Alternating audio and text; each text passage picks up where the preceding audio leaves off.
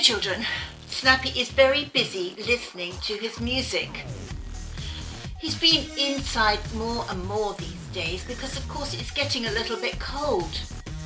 But the thing is that Snappy leaves all his dirty dishes for me to clean up, which is not really very fair.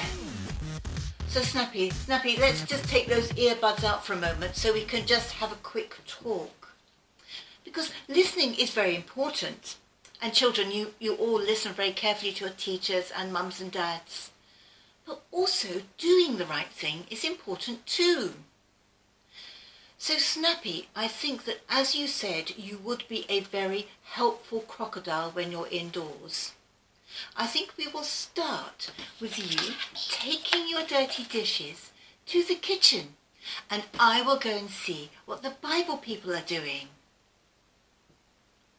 Today, we're going to look at a man called James.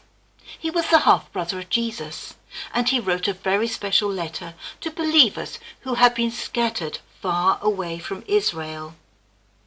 Some people who knew him would call him James the Just. But he was a faithful servant of God and of the Lord Jesus Christ. And we find his letter in the New Testament part of the Bible. So let's see a little more of James and what was in that letter. Mary and Joseph had other children after Jesus was born, and one of them was James. James found it difficult to understand how different Jesus was, that he was a son of God. And it was only after Jesus had been resurrected from the dead on that very first Easter that James understood. And he would spend the rest of his life devoted to serving Jesus. When Jesus had gone to heaven to be with the Father, James would faithfully care and lead the church in Jerusalem, even though many would come against them and they would be persecuted. The letter he sent will go to many believers far and wide, and we still read and love it today. We must remember that at that time, people didn't have the Bible that we have for stories of Jesus. They would listen to people who knew Jesus, who'd seen Jesus.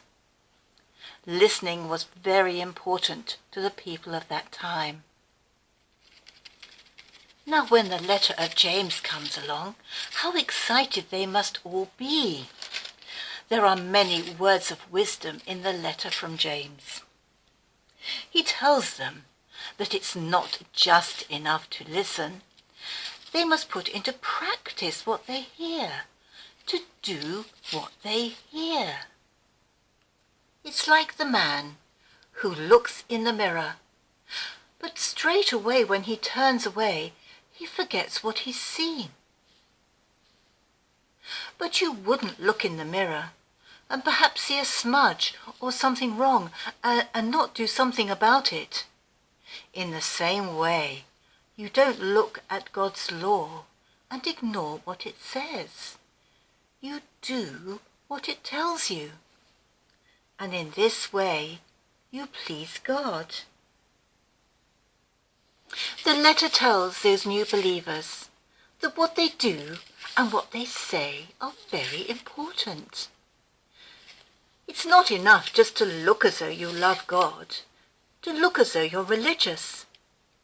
The things you do and the things you say are very important to God. The letter tells them to look after those in need. What better way to show that your heart is following God? So shall we leave our Bible people for today, and we'll come back next time for another Bible story from the letter of James.